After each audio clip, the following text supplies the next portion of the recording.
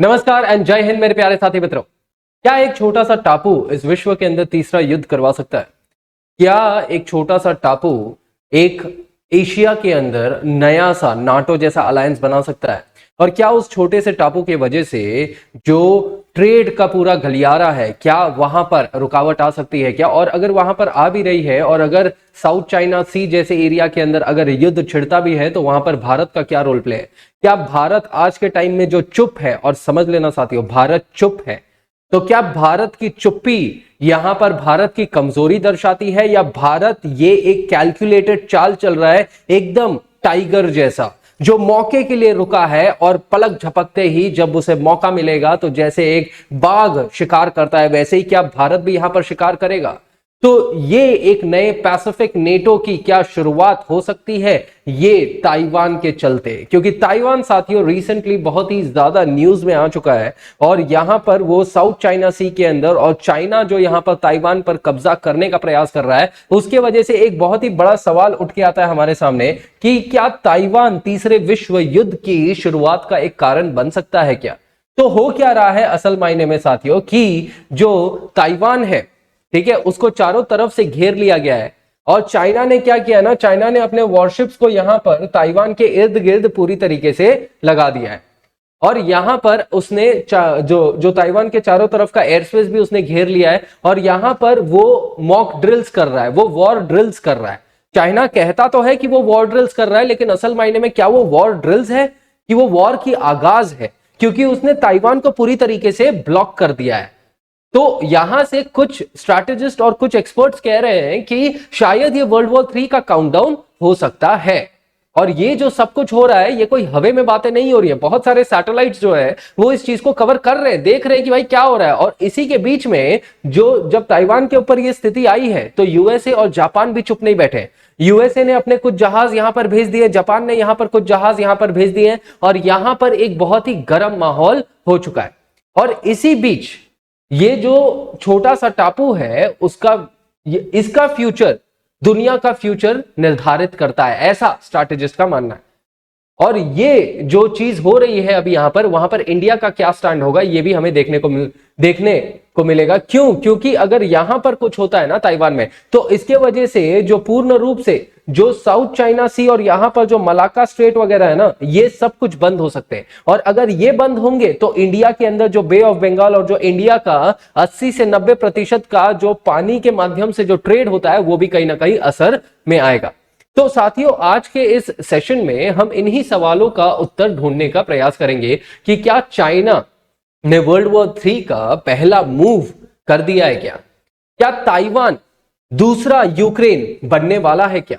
और क्या इंडिया इस बार न्यूट्रल रह पाएगा असल मायने में? और क्या इंडिया की चुप्पी इंडिया की कमजोरी दर्शाती है, या वो एक कैलकुलेटेड स्ट्रैटेजी है जियोपॉलिटिक्स के अंदर, और इंडिया यहां पर क्या रुख बढ़ाएगा? तो इस सेशन के अंदर हम यही जानेंगे कि चाइना जिस तरीके से यहां पर naval blockade, air space blockade कर रहा है, वो क्या सही मायने में ताइवान के ऊपर अब जंग छेड़ देगा, और इसके खिलाफ में अमेरिका, जापान और ऑस्ट्रेलिया और इंडिया का क्या रोल प्ले होगा? और अगर ये कब्जा हो जा रहा है तो इंडिया के ऊपर क्या असर हो सकता है? और क्या ताइवान सही मायने में इतना सक्षम है कि वो खुद को बचा सके इस चाइना के एग्रेशन से?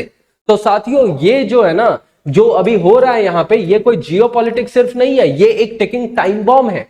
क्योंकि ये टाइम बॉम्ब कभी भी फट सकता है और चाइना यहां पर अपना मनमर्जी के हिसाब से बस चीजें कर रहा है। और अगर चाइना यहां पर ताइवान को लेने का प्रयास कर सकता है तो इंडिया के अंदर जो चाइना अरुणाचल प्रदेश और जो नॉर्दर्न इंडिया को क्लेम करता है ना बॉर्डर लाइंस पे, क्या चाइना इसके बाद उधर भी कुछ कर सकता है क्या? तो इंडिया का यहां पर जो कदम है वो बहुत ज्यादा मायने रखेंगे। तो यही चीज को हम जानेंगे। अब हो क्या रहा है, थोड़ा इतिहास में चलते हैं यहां पे कि असल मायने में ये जो मुद्दा अभी हो रहा है ना ताइवान के इर्द गिर्द, जो चाइना ने वॉर रिहर्सल्स कर रहा है, ये इसकी शुरुआत कब से होती है? तो होता क्या है साथियों कि 4 अगस्त को चाइना ने क्या किया कि चाइना एक सडनली एक जॉइंट स्वर्ड 2025 का मिलिट्री एक्सरसाइज करता है, जिसके अंदर वो 70 से भी ज्यादा वॉरप्लेन्स इस एरिया के अंदर भेजता है और जो पानी के अंदर जो डिस्ट्रॉयर्स जहाज होते हैं ना वो भी यहां पर भेजता है, और 4 सबमरीन भाई भेज देता है इसको घेरने के लिए।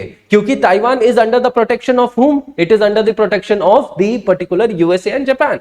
तो यहां पर उसने क्या कर दिया, ताइवान को चारों ही तरफ से घेर लिया और यहां पर वो अलग अलग जगहों पे मिसाइल के ड्रिल्स कर रहा है।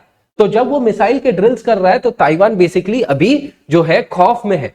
लेकिन अब यहां पर क्या होगा कि ये जो ताइवान के ऊपर जो इंटेंसिटी चाइना दिखा रहा है, क्योंकि चाइना और ताइवान का जो मसला है ना साथियों, वो अभी का नहीं है। चाइना और ताइवान का मसला 1949 के टाइम पीरियड से होता है। तो भाई 75 साल के बाद अभी क्यों ताइवान के ऊपर ये सब चीजें करी जा रही है?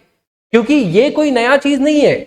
रशिया जब यूक्रेन के ऊपर एनेक्स करने वाला था, रशिया जब यूक्रेन के ऊपर हमला करने वाला था, तो रशिया ने जो स्ट्रैटेजी अपनाई, चाइना आज भी वही स्ट्रैटेजी अपना रहा है। कैसे?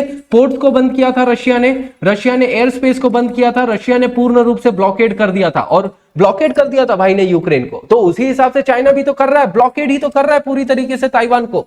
और ये 75 साल के बाद हो रहा है। क्यों हो रहा है? That is the bigger question.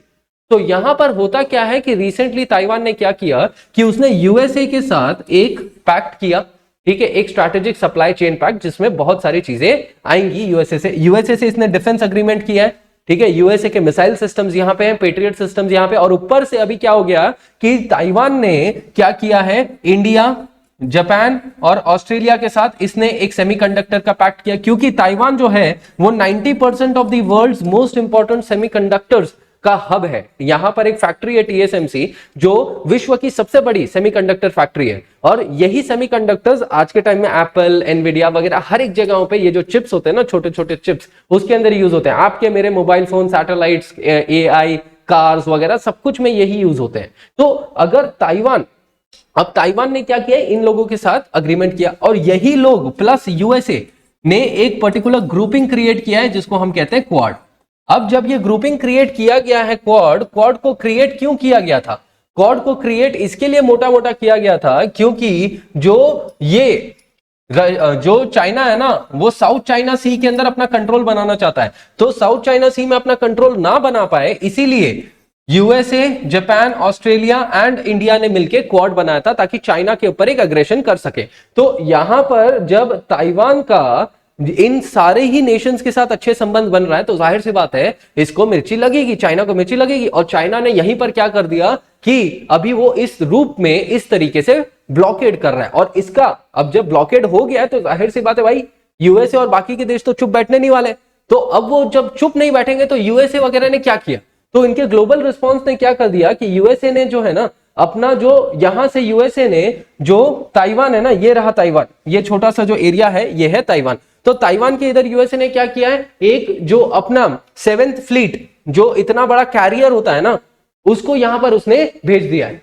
वो ताइवान स्ट्रेट छोटा सा चाइना और इसके बीच का जो ये पट्टी है ना, ये छोटा सा वाला एरिया, ठीक है, ये वाला, तो यहां पर इसने अपने 7th फ्लीट को भेज दिया और कह दिया है कि भाई तुम है ना, ये जो कार्गो कैरियर है उसको कह दिया कि भाई तुम है ना 500 मीटर के ही 500 किलोमीटर के ही रेडियस में रहना ताइवान के, ताकि अगर कभी भी कुछ भी होगा तो तुम यहां पे कर सकते हो। इसके बाद क्या हो गया, जापान ने भी अपने जो एयर बेसिस है वहां पर F-35 जेट्स को एकदम रेडी करके रख दिया कि भाई अगर चाइना ने कभी कुछ किया ना तो हमारे जेट्स जाएंगे। अब जापान यहां पे बहुत ज्यादा इस मामले को करीबी से देख रहा है। क्यों? क्योंकि अगर चाइना ने ताइवान को हमला किया तो ताइवान के बाद वो जापान के ऊपर भी हमला कर सकता है। क्यों? क्योंकि साउथ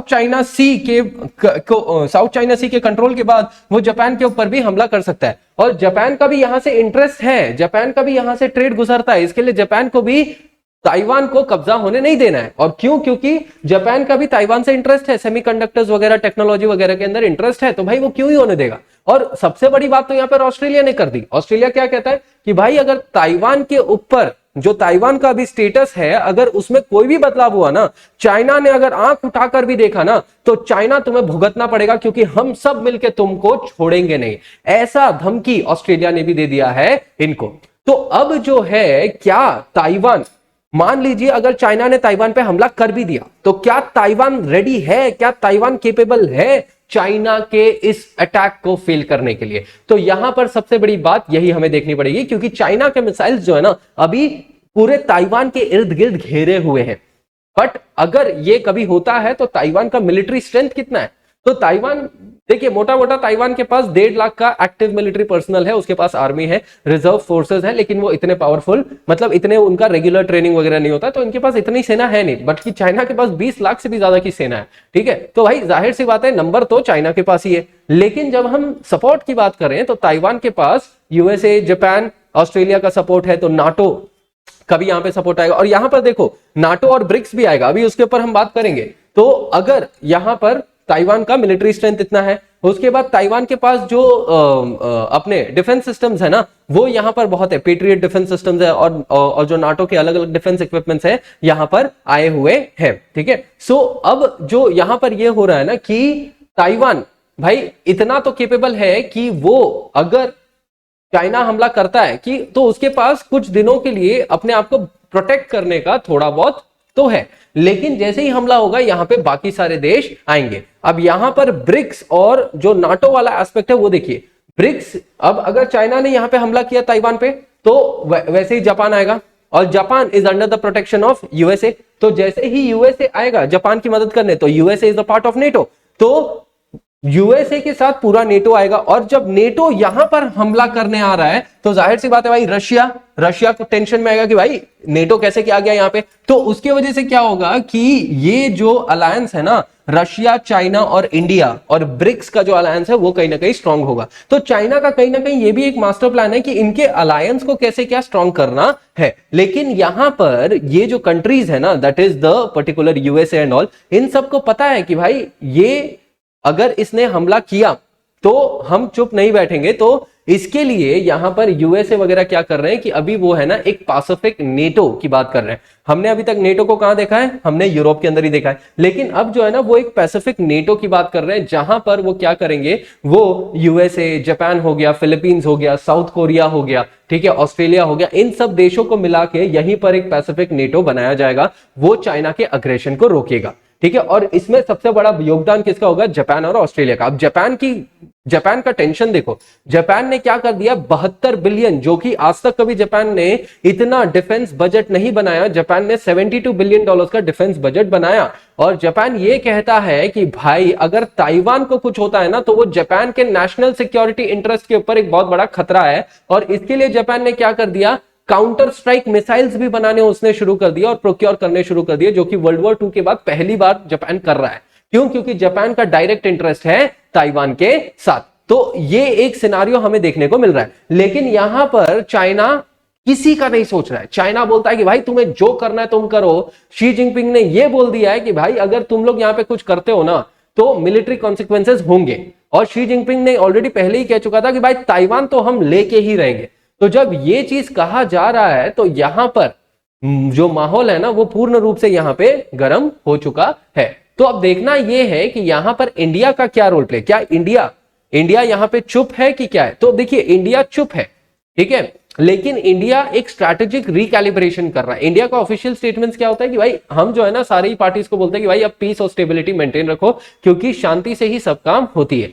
और ये जो इंडिया जो शांत है ना, ये लोग सोचते रहेंगे कि इंडिया चुप बैठ रहा है, इंडिया कमजोर है, लेकिन इंडिया कमजोर नहीं है। ये इंडिया की सोची समझी प्लानिंग है। इंडिया का ये एक स्ट्रैटेजिक एम्बिग्विटी है जिसको लोग समझ रहे हैं कि चुप्पी है, लेकिन ये हमारा शील्ड है। क्यों? क्योंकि इंडिया जो है चाइना के साथ, हमारा अरुणाचल प्रदेश का बॉर्डर हम ये जो पूरा है हम शेयर करते हैं, ठीक है। अरुणाचल प्रदेश चाइना क्लेम करता है, लेकिन अरुणाचल तो हमारा है, एलएसी के ऊपर दिक्कत हो सकता है। तो इसके वजह से इंडिया जो है दोनों भी चीजों को बैलेंस कर रहा है। क्योंकि अगर हमने अभी पूर्ण रूप से खुल के एकदम कह दिया चाइना तुम गलत हो, तो वापस से डोकलाम या गलवान जैसे क्लैशेस हो सकते हैं। लेकिन हम ये भी नहीं बोल रहे कि चाइना तुम सही हो, हम बैक चैनल से चीजों की बात कर रहे हैं। और साथ साथ हम क्या कर रहे हैं, डबल फ्रंट से काम कर रहे हैं। एक तो बैक चैनल से ताइवान को सपोर्ट कर रहे हैं, दूसरा काम यह है कि हम इस एरिया के अंदर अपना पूरा स्ट्रेंथ लगा रहे हैं, टेक्नोलॉजी लगा रहे हैं। मतलब सर्वेलेंस को इंक्रीज कर दिया इस एरिया के अंदर, हमने मिलिट्री को यहां पर बढ़ा दिया है, ठीक है। बैक चैनल में हम क्या कर रहे हैं, ताइवान के साथ हमने सेमीकंडक्टर का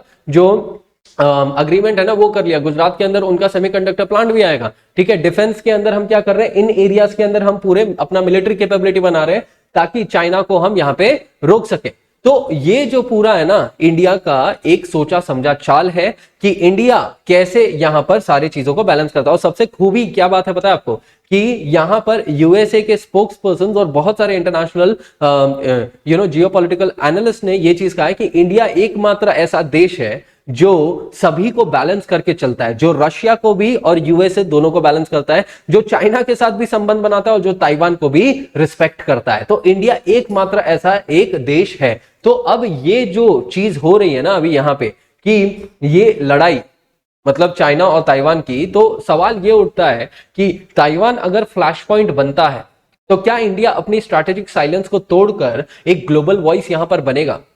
और अगर ताइवान वर्ल्ड वॉर 3 का क्या ताइवान वर्ल्ड वॉर 3 का एक डोमिनो बन सकता है? मतलब अगर यहां पर कुछ हुआ तो क्या उसकी वजह से वर्ल्ड वॉर 3 आ सकती है? तो ये एक छोटी सी यहां पर दिक्कत क्या विश्व युद्ध तीसरा ला सकती है? तो ये आज के टाइम में एक बहुत बड़ा इशू बन चुका है। ये एक ग्लोबल कन्फ्रंटेशन का एक एपिसेंटर बन चुका है। तो देखना अब ये होगा कि इस पूरे सिनारियो में, ठीक है, क्या चाइना सही मायने में ताइवान को ले पाएगा, और अगर वो ले पाएगा तो उसमें ब्रिक्स का क्या रोल होगा? क्योंकि रशिया यूक्रेन को जब कर रहा है तो चाइना सपोर्ट कर रहा है, और चाइना अगर ताइवान को करेगा तो क्या यहां पर रशिया उसको सपोर्ट करेगा, और इंडिया का क्या स्टांस होगा? ये अब बस देखने की बात है। तो इसी के साथ साथियों इस सेशन के लिए हम बस इतना ही देखेंगे। अगर आपको वीडियो पसंद आया तो आप जरूर कमेंट करें on the aspect that India का क्या यहां पर स्टांस होगा। क्या इंडिया ताइवान को लेने देगा चाइना को? सो ये चीज के ऊपर जरूर अपने कमेंट्स करें। And with this thank you everyone, take care, जय हिंद, जय भारत।